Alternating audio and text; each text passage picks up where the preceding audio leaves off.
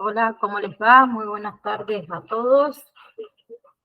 Para que me acomode. Ahí está. Hola, profe, buenas tardes. Hola, Flor. ¿Cómo se están preparando para estas últimas semanitas? ¿Venimos bien? O más o menos, nada, bien. Más o menos. Venimos a los Bien. ponchazos, pero vamos. Ah, bueno, mientras vayan, está todo bien. Sí, vamos bien. Bien. Chicas, estábamos viendo lo que es paciente en etapa terminal, así que vamos a ver ahora lo que son las etapas de la aceptación de la enfermedad terminal, ¿sí? Porque tiene diferentes etapas o fases, ¿bien?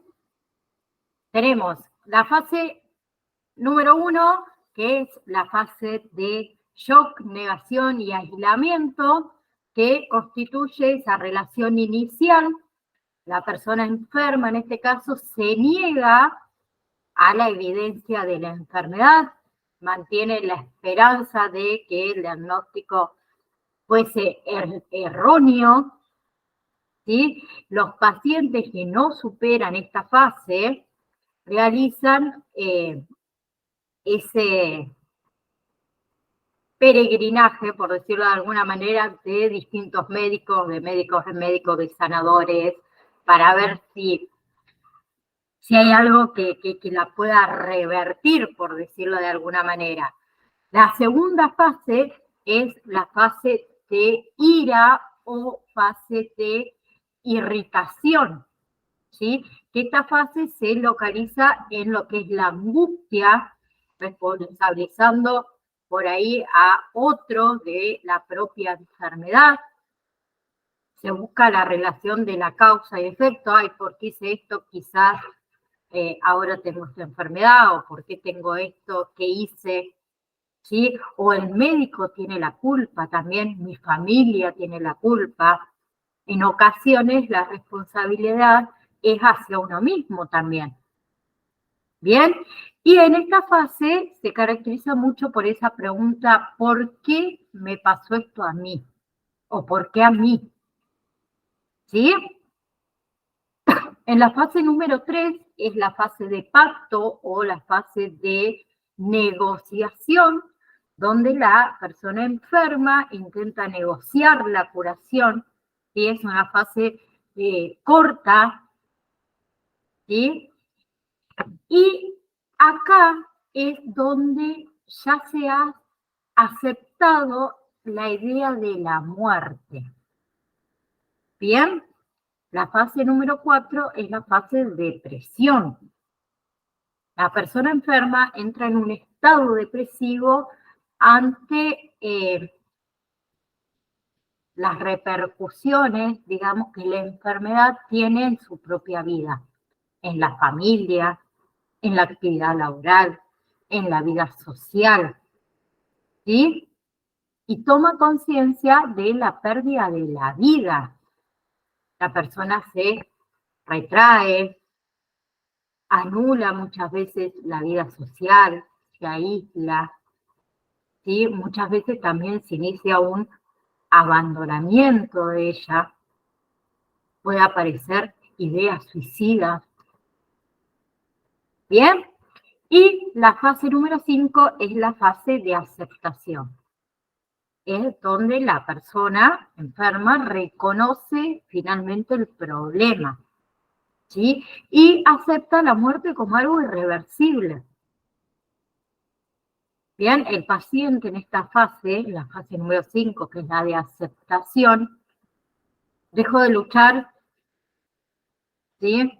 Normalmente lo acompaña un sentimiento de tristeza, ¿sí?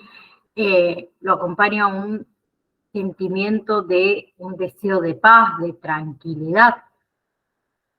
Bien, comparado con las etapas del duelo, por un lado, y las etapas de aceptar la enfermedad, en la etapa del duelo tenemos el shock y el entumecimiento. Bien, En aceptar la enfermedad, la negación. En las etapas del duelo tenemos el anhelo y la búsqueda. En cambio, en la etapa de la aceptación de la enfermedad tenemos el enojo, la negociación. Bien, en las etapas de duelo también tenemos la desorganización. En la aceptar la enfermedad, la depresión. ¿Sí? Y en la etapa del duelo también tenemos la reorganización. Y en aceptar la enfermedad, la aceptación. ¿Bien? Por otro lado tenemos los cuidados paliativos. ¿Qué son los cuidados paliativos? Son cuidados que ayudan a una persona con enfermedades graves a sentirse mejor al prevenir o a tratar los síntomas, los efectos secundarios de la enfermedad, el tratamiento. ¿Sí? El objetivo de los cuidados paliativos es ayudar a las personas con una enfermedad grave a sentirse mejor. ¿Bien? Lo que hacen es que previenen o tratan los síntomas y los efectos secundarios de la enfermedad o de los tratamientos también. ¿Sí? Con los cuidados paliativos también se trata que los problemas emocionales, sociales, prácticos, espirituales, que esa enfermedad va planteando. ¿Sí? Entonces, cuando las personas se sienten mejor, obviamente en estos cuidados paliativos tienen una mejor calidad de vida. Bien, los cuidados paliativos pueden brindarse al mismo tiempo que los tratamientos destinados para curar o para tratar la enfermedad. Bien, los cuidados paliativos se pueden dar cuando se diagnostica la enfermedad, durante el tratamiento, durante el seguimiento o al final también de la vida. Bien, ¿cuándo se pueden ofrecer estos cuidados a personas con enfermedades como cáncer, enfermedades cardíacas, SIDA, demencias, ¿sí? Enfermedades pulmonares, renales, personas con ELA también? ¿Bien? Bien. ¿Quién brinda esos cuidados paliativos? Cualquier proveedor de atención médica puede brindar cuidados paliativos. Sí, hay algunos que se especializan en cuidados paliativos, pero los cuidados paliativos los puede brindar el equipo médico, enfermeros, enfermeras, asistentes físicos, acompañantes, ayudantes, nutricionistas también, trabajadores sociales, psicólogos, ¿sí? Masajistas terapéuticos también, ¿sí? Y esos cuidados paliativos se pueden ofrecer en los hospitales, ¿sí? En la atención domiciliaria, en las clínicas de oncología, por ejemplo, ¿sí? Bien. Tanto en lo que son los cuidados paliativos como es la atención para pacientes terminales, brindan que el bienestar. ¿Sí? Hasta ahí vamos. Entonces, ¿cuáles son los objetivos de los cuidados paliativos? Atender al enfermo y a su familia, obviamente, cuidando los aspectos físicos, psicológicos, sociales y espirituales, siempre procurando el máximo bienestar posible. ¿Bien? También asisten y acompañan hasta la muerte. ¿Hasta ahí vamos? Bien, hay factores que influyen en la calidad de vida, como es, por ejemplo, la independencia funcional física, psíquica, económica, la vida en la casa, la vida con los suyos, con su pareja, con sus hijos, la relación familiar, la relación social, porque la soledad es un factor negativo, ¿no? Hay otros factores también que influyen en la calidad de vida, como es el aceptar la vida, el tener objetivos, el tener metas. ¿Bien? ¿Hasta ahí vamos? ¿Sí? Bien.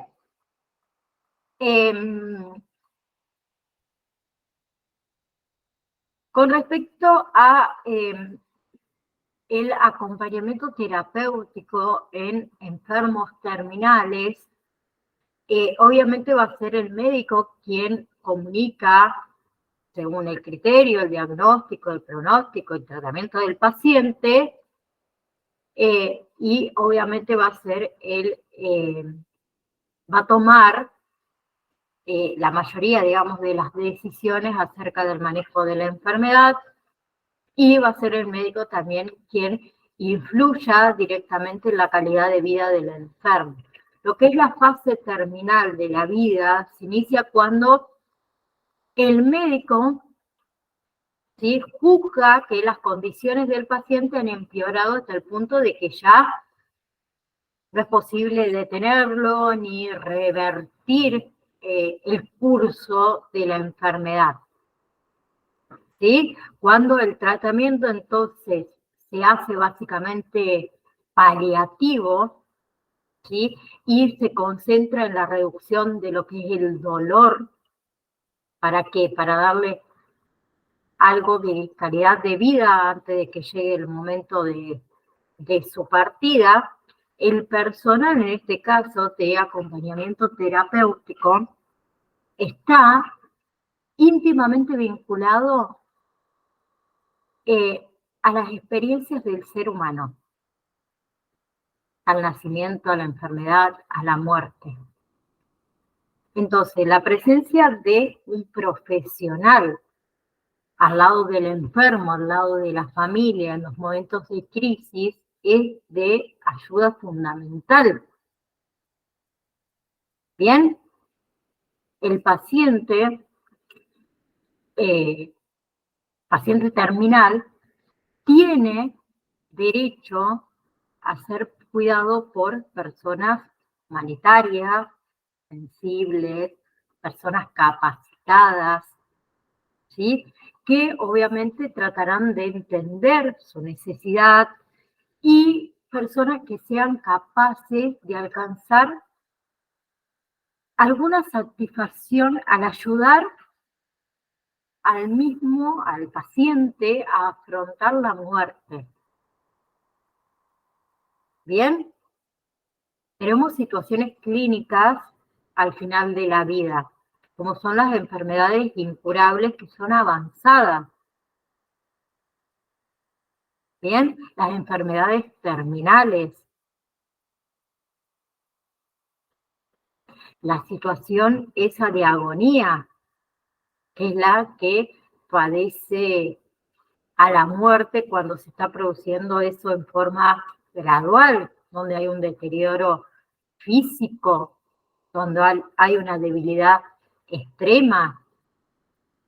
Bien, en la atención entonces de un paciente en fase o en etapa terminal, en sus últimos días de vida, nos enfrentamos a una situación que es única y va a ser irrepetible para cada paciente, para cada familia, para nosotros mismos. Entonces debemos tener demasiado o un extremo cuidado para que ninguno de las demandas de ese paciente quede sin ser atendidas. Entonces, ¿qué hacer nosotros como acompañantes? Proporcionar alivio ante el miedo, la soledad, la depresión, los sentimientos de abandono, fracaso, olvido, Debemos mantener los sentimientos de seguridad, de dignidad, de autoconfianza.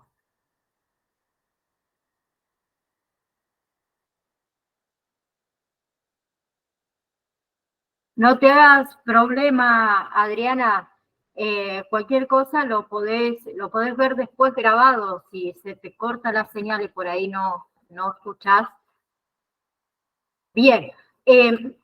Otra cosa que debemos hacer como acompañante es ayudar al paciente a aceptar las pérdidas, tanto pérdidas sociales, pérdidas físicas, fisiológicas, psicológicas también. Debemos proporcionarle bienestar físico, ¿sí? Muchas veces el cambio de posición o ciertos tipos de masajes que por ahí nos ayuden a nosotros y nos expliquen cómo hacer. Muchas veces hacen fisioterapia y hacen algún ejercicio en casa, ¿sí? Escuchar al paciente, proporcionarle un confort, un ambiente tranquilo, una posición adecuada para él, una habitación que sea ventilada, iluminada, facilitarle el contacto con sus familiares, ¿sí? Verificar también lo que es el entorno familiar para que ese entorno sea capaz de asumir los cuidados, ¿sí? Y que tengan voluntad de hacerlo. O sea, hay que tejer una red de soporte adecuado. ¿Bien? Otras veces debemos proporcionar ayuda para recibir adecuadamente esos cuidados terapéuticos. Muchas veces el paciente necesita de sedación, por ejemplo. ¿Sí? También había nombrado algo antes con respecto al apoyo espiritual. La fuerza espiritual que hay dentro de cada uno de los pacientes, no hablo solamente de la religiosa, ¿no? La que fuera, no importa cuál. Esa fuerza espiritual que hay dentro de cada uno de los pacientes es lo que proporciona la motivación para enfrentar esas dificultades que presenta la enfermedad muchas veces. ¿Bien? Esa tarea espiritual no es solo del cura, por decirlo de alguna manera, depende obviamente de cada tipo de apoyo espiritual que tenga, pero también es para los profesionales de salud. El apoyo consiste en ayudar al paciente terminal y a su familia a mantener la fe. ¿Sí? ¿Por qué? Porque da paz, da tranquilidad.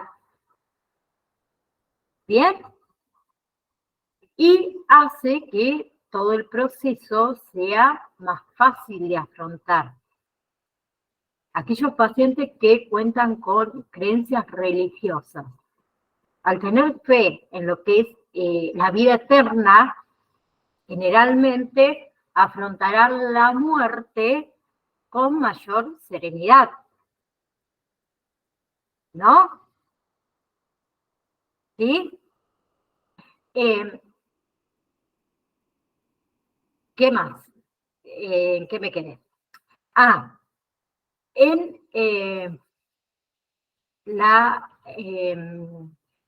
las preguntas que pueden surgir o nos pueden preguntar los pacientes con etapa terminal es, por ejemplo, voy a morir. Entonces nosotros decimos, ¿y qué respondemos ante esa pregunta? ¿No? Lo que podemos hacer ante esa pregunta es silencio, por ejemplo, apretar las manos o la mano del paciente, colocar la mano sobre la cabeza del paciente, ¿sí? Brindarle un abrazo. Bien, con todos esos actos que nosotros podemos estar haciendo, le estamos diciendo al paciente que estamos velando por él, que no está solo, que no lo dejaremos. ¿Sí? Bien, entonces, ¿cuáles son los objetivos de la intervención terapéutica? La principal intervención terapéutica en la fase terminal que atraviesa un paciente consiste en aplicar los recursos y las herramientas que proporciona la medicina paliativa, ¿sí? En un intento de restablecer el rol tradicional de los médicos y enfermeras. Curar, a veces, aliviar frecuentemente y confortar siempre. Es una frase que me encanta decirla cuando estamos en la parte de etapa terminal, es curar a veces, aliviar frecuentemente y confortar siempre. ¿Sí? Bien.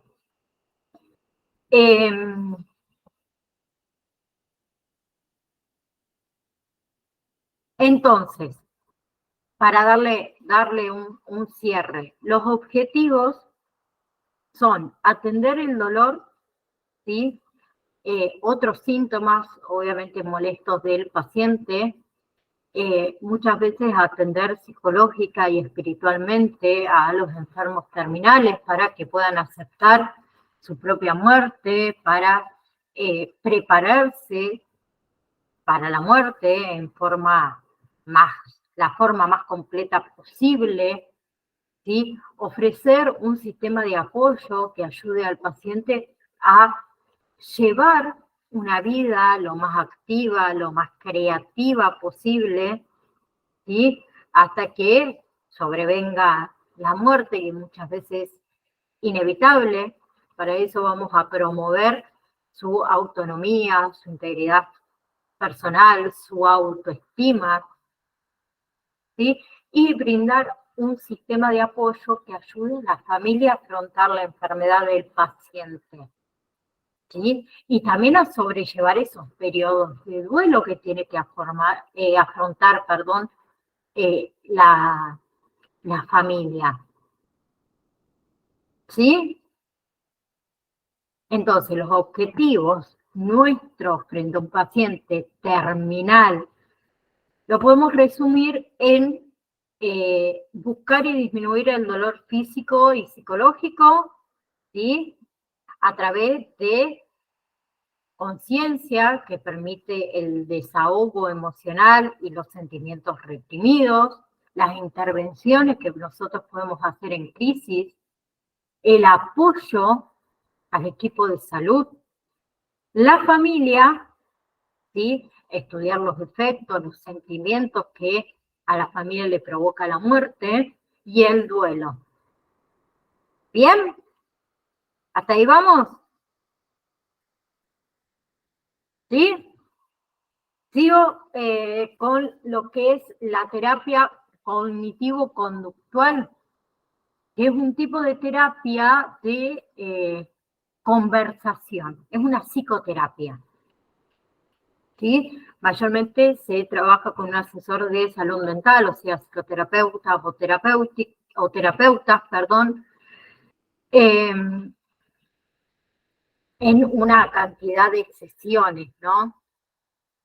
La terapia cognitivo-conductual ayuda a tomar conciencia de pensamientos imprecisos o negativos para que pueda la persona visualizar situaciones exigentes con mayor claridad, ¿sí?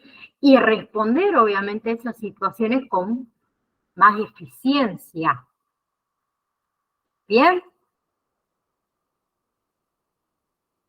Bien, estas terapias, las terapias cognitivo-conductual, son bastante útiles, otras veces se combinan con otras terapias para lo que son, o para tratar, mejor dicho, la depresión, ¿sí? Para tratar trastornos de salud mental, trastornos por estrés postraumático, trastornos de alimentación, ¿sí?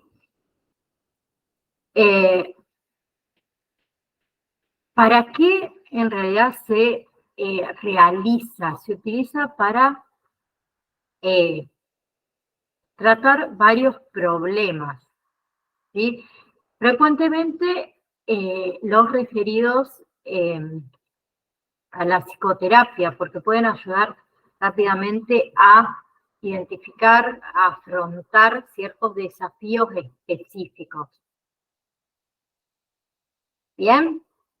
Cómo controlar los síntomas de enfermedades mentales, prevenir recaídas, ¿sí? De síntomas de enfermedad mental, tratar enfermedades mentales cuando los medicamentos no son una buena opción, afrontar el dolor, para afrontar las pérdidas, para superar traumas emocionales relacionados con el maltrato, con la violencia,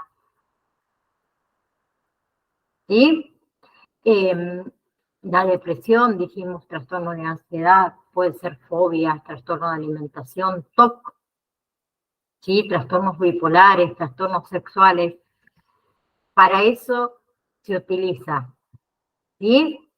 Y la terapia cognitivo-conductual a menudo también incluye aprender sobre trastornos de salud mental, ¿sí? Aprender y poner en práctica técnicas de relajación, de afrontamiento, de resiliencia. Se los nombro para que si ustedes quieren aprender algo de esto, lo vayan buscando. El control del estrés. ¿Bien? ¿Hasta ahí vamos? Avisen porque seguimos con tema nuevo. Si no queda ninguna pregunta, comenzamos con lo que es consumo de sustancia. ¿Quedó claro? ¿Sí, Mariela? Bien. El arguayo ver acá tan lindo que ustedes no se imaginan cómo está. Bien, Jimena. Bien, entonces, consumo de sustancia. ¿Sí? Se considera droga aquella sustancia que, introducida en el cuerpo, puede producir cambios. ¿Sí? Y va a ser necesario identificar los tipos de droga para luego poder pensar, poder distinguir conceptos como uso, abuso, adicción, dependencia, tolerancia. ¿Sí? Bien, entonces, ¿qué es la drogadicción? Se conoce como adicción a las drogas o drogadicción al consumo frecuente de estupefacientes, a pesar de saber las consecuencias negativas que eso produce. ¿Sí? Entre otras cosas, también modifican el funcionamiento del cerebro y la estructura, provocando esas conductas peligrosas, ¿no? Se considera adicción porque es difícil intentar dejar de consumirlas. ¿Por qué? Porque provoca alteraciones cerebrales, ¿sí? En donde en esos mecanismos reguladores de la toma de decisiones, ¿sí? Y porque el usuario dedica gran parte de su tiempo en la búsqueda, en el consumo de las drogas. Bien, tenemos adicciones físicas que ocurren en los sitios del cerebro donde las neuronas crean la necesidad del consumo ese compulsivo. ¿Debido a qué? A que el cuerpo se acostumbró a la droga. Y tenemos adicciones psicológicas, que es la necesidad de consumir una sustancia, ¿sí?, que se manifiesta a nivel de pensamientos o de emociones ante una situación estresante, ante algún problema. Bien, por lo tanto no existe dependencia física, ¿no?, sino que dependencia psicológica. ¿Bien? Bien. Entonces, adicción, definición simple y rápida. Hábito de conducta peligrosa o de consumo de determinados productos, generalmente drogas, y del que no se puede prescindir o resulta muy difícil hacerlo por razones de dependencia psicológicas o incluso fisiológicas. Bien, y hay dos tipos de adicciones, químicas y comportamentales. Bien, la adicción entonces es una conducta adictiva.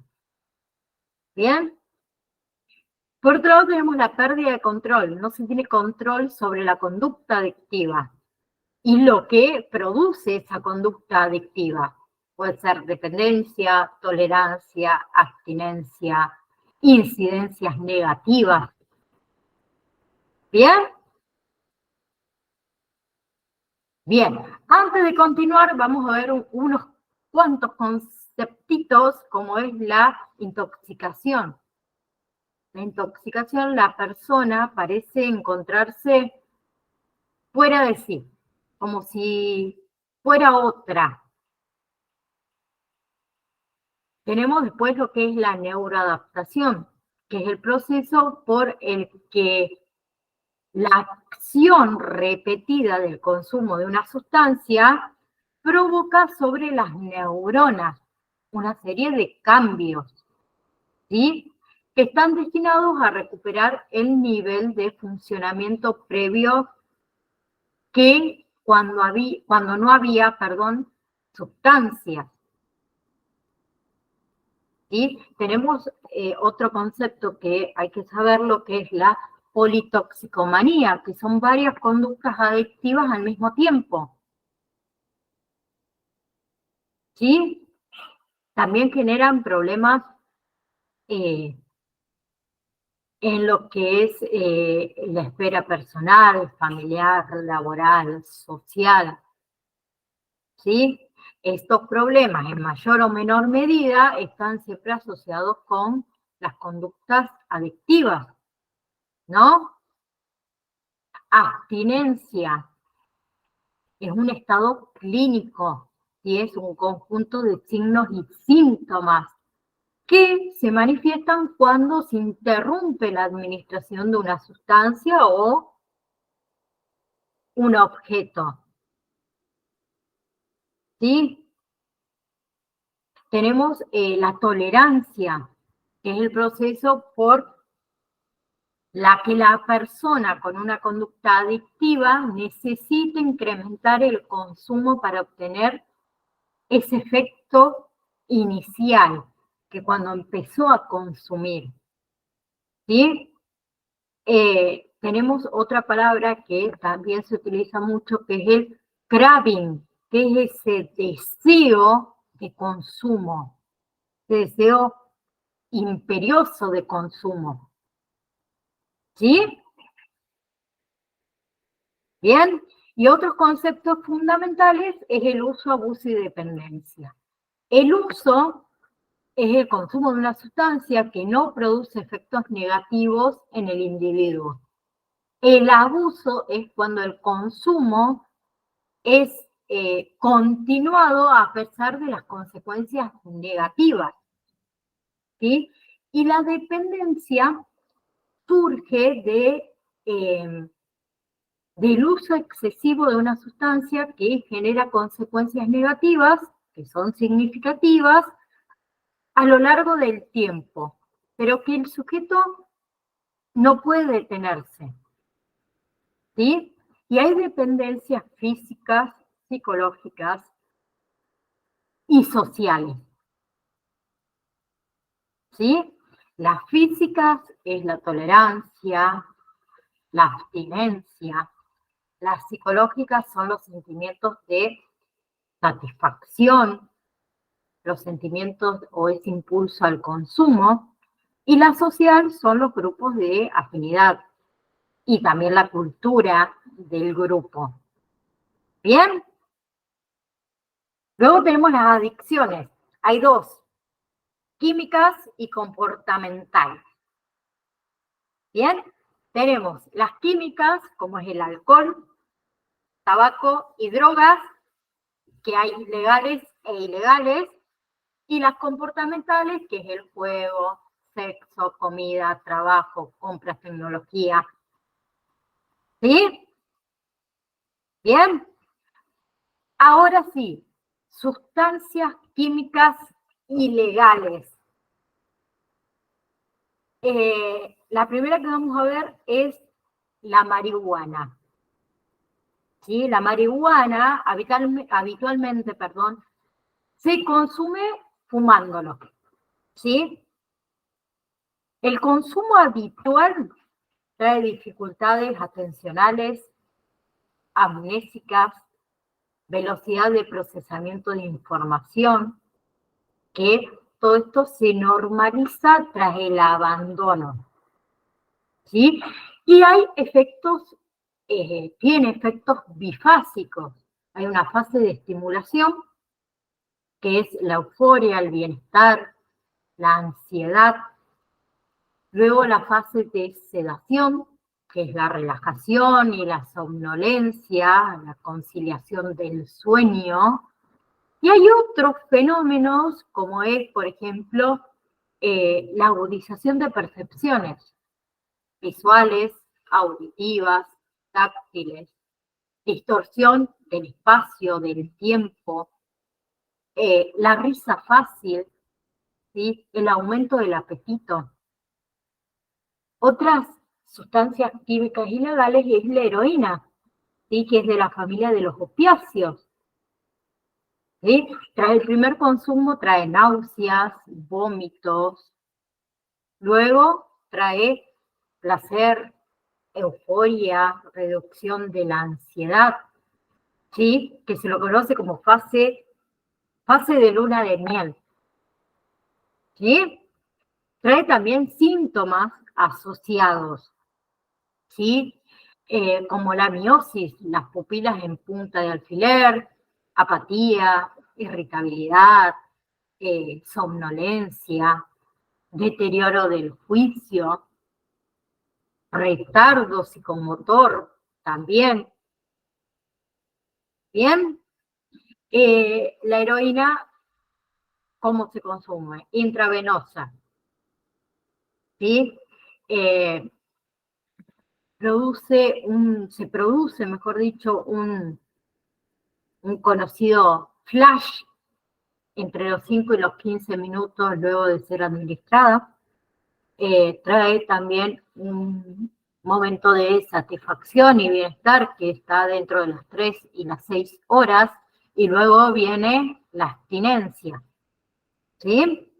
Por otro lado, como ilegales tenemos la cocaína.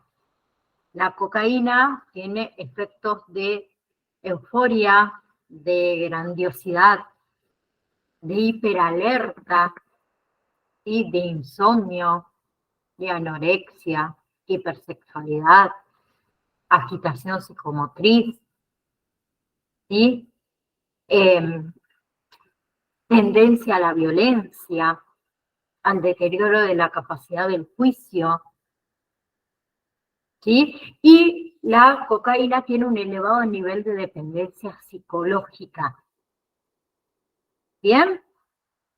En la abstinencia de cocaína o de crash, trae depresión, falta de energía, aislamiento social, disfunción sexual, ¿sí? Ideación paranoide, irritabilidad, ¿sí? Y hay dos tipos de consumo de cocaína, los episódicos y los crónicos. Los crónicos producen tolerancia.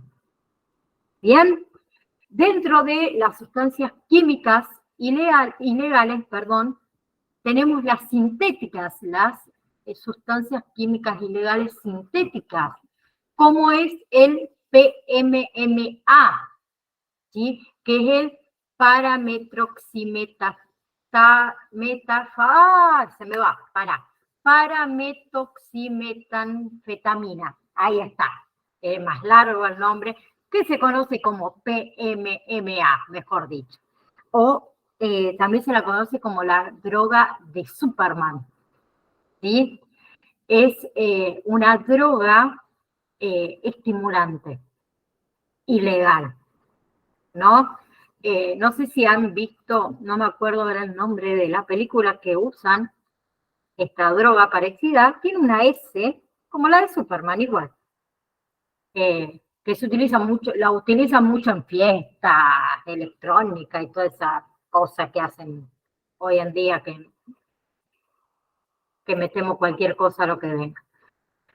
Por otro lado, tenemos el éxtasis, que también lo podemos encontrar como MDMA, que es una droga que es estimulante, que puede causar alucinaciones, ¿sí? Tenemos el popper, ¿sí? Que al inhalarse, el popper es, bueno, viene como en un pastillero, un cosito de polvo, provoca esa sensación de euforia, de aumento del deseo, de vasodilatación, ¿sí? Tenemos las metanfetaminas, que también es una droga estimulante, es químicamente similar a la anfetamina, ¿sí? Es un fármaco que se utiliza para el tratamiento también de trastornos de déficit de atención e hiperactividad, y también se utiliza para la narcolepsia, ¿sí? La metanfetamina se puede fumar, ingerir, aspirar o inyectar, ¿sí? Y por otro lado tenemos la droga speed, no es el speed de la bebida energética, que es un término, digamos, coloquial, que reciben también las metanfetaminas, ¿sí? Es un estimulante que es bastante poderoso, que también se conoce como cristal, ¿sí? O también como meta. Bien, pertenece a esta familia de drogas de origen sintético, ¿sí? A largo plazo, esta droga produce psicosis, daño neurológico, deterioro cognitivo con pérdida de memoria, ¿sí? Problemas dentales severos también, ¿no? Entonces, todas estas son drogas sintéticas. Drogas sintéticas son aquellas fabricadas en laboratorios, ¿sí? Que estimulan el sistema nervioso central. ¿Bien? Y la abstinencia se va a dar proporcional a la cantidad de la dosis que uno consume. Bien, los efectos: elevación del estado de ánimo, disminución de la sensación de cansancio, de fatiga, del apetito, agresividad. Luego surge lo que es la depresión, el sueño obsesivo, la irritabilidad, el aislamiento social, los problemas de la memoria. Bien, la alteración de la atención, ¿sí? Luego, ¿se acuerdan que habíamos nombrado las adicciones comportamentales? Como es, por ejemplo, el juego. El juego es una adicción también, ¿sí? Es una adicción sin sustancia. ¿Bien? El juego aparece dentro de los trastornos de control de impulso no clasificados. ¿Bien? Bien, la persona con adicciones comportamentales, como es el juego, hacen ilusión de control sobre el propio azar, ¿sí? Atribuciones a las ganancias, a las extremas pérdidas también. Focaliza la atención en lo que es las ganancias y minimiza muchas veces las pérdidas, ¿no? ¿Sí?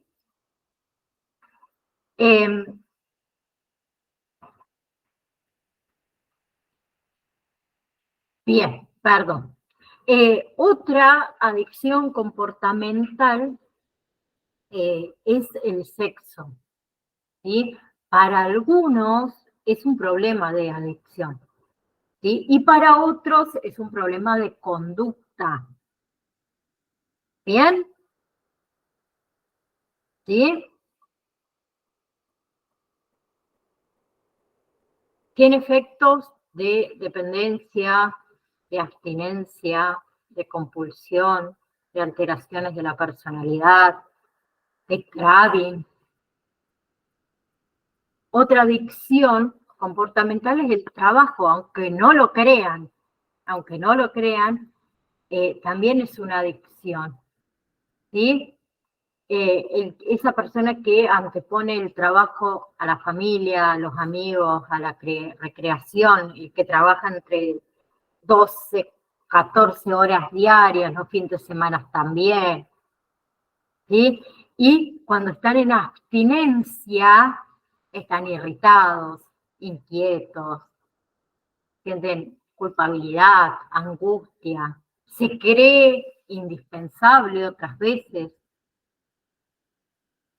Hay adicciones comportamentales también a las compras, ¿sí? Los que solemos permanentemente comprar cosas inútiles. O lo compro por si algún día lo necesito, y ahí quedó, es algún día lo necesito, pero lo compramos igual, ¿sí? Son las personas esas que gastan mucho dinero en muy poco tiempo, ¿sí? El que ya cobró y a los 2 o 3 días ya no tiene más nada.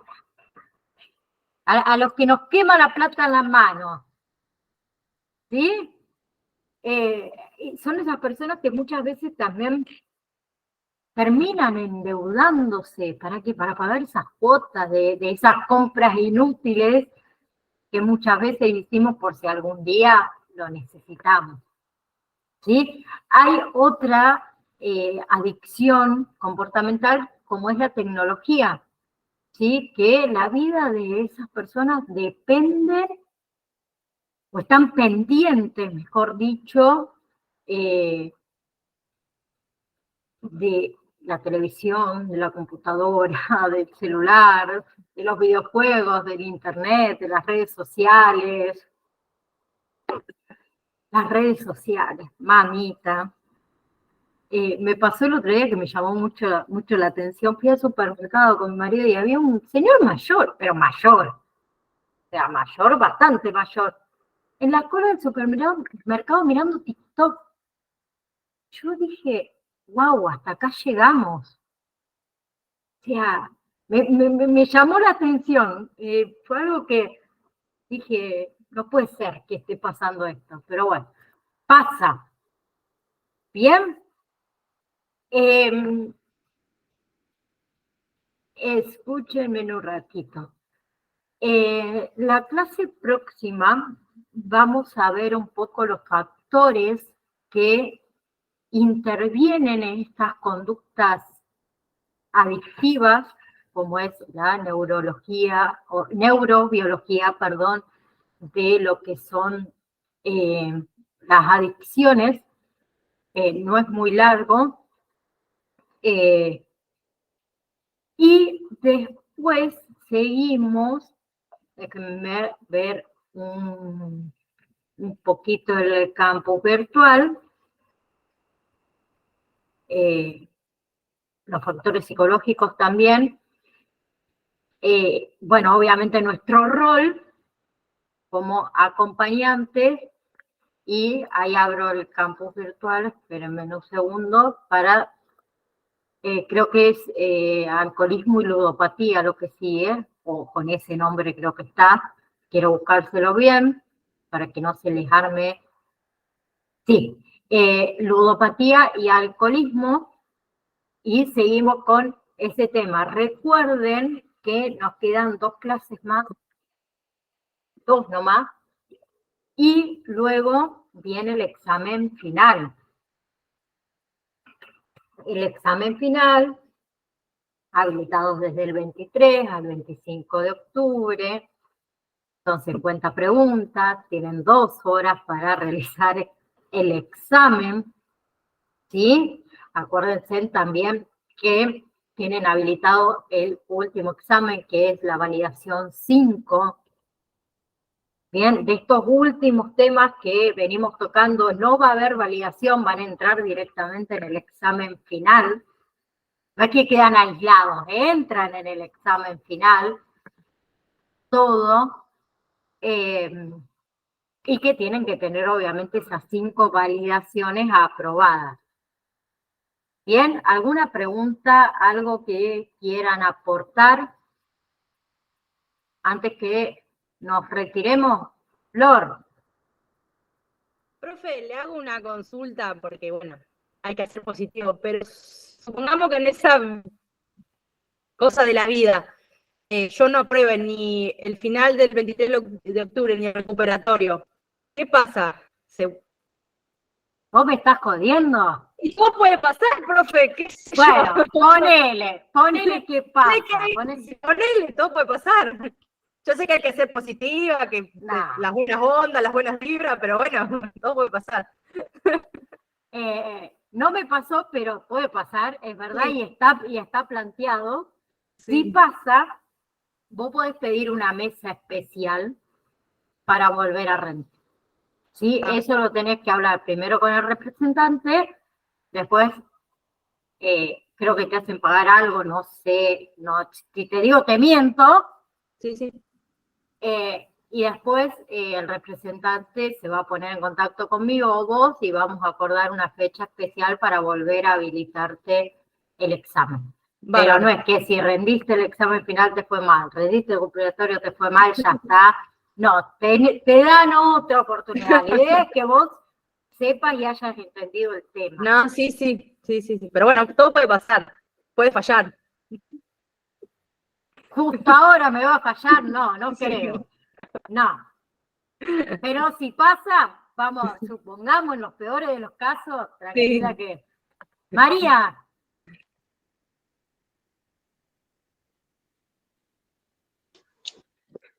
Profe, hola. Sí. ¿El examen final se aprueba con mínimo 6? Ahora que lo pienso, no sé. Sí, con 6. Igual que las validaciones hasta ahora, con 6. Estamos, ¿Sí? profe. No me hagan más preguntas, que ahí cada vez voy a agregar más cosas. Mirá que lo tengo a media el examen final, todavía no lo terminé. Esperen. No. Son 50 preguntas, tienen 2 horas para realizarlo y se aprueba con 6. Sí, así. Exactamente. Y si a Florcita le va mal en el examen final, tiene el recuperatorio del 27 al 29. Ella dijo, ella ya se tiró abajo sola. No, nadie va a pasar después del 25. Yo les prometo que después del 27 nadie va a ir a recuperatorio. No, sí, no. Es cierto. No es difícil, es fácil. Mayormente lo vieron en las validaciones, lo vieron durante todo el año. Así que quédense más que tranquilas.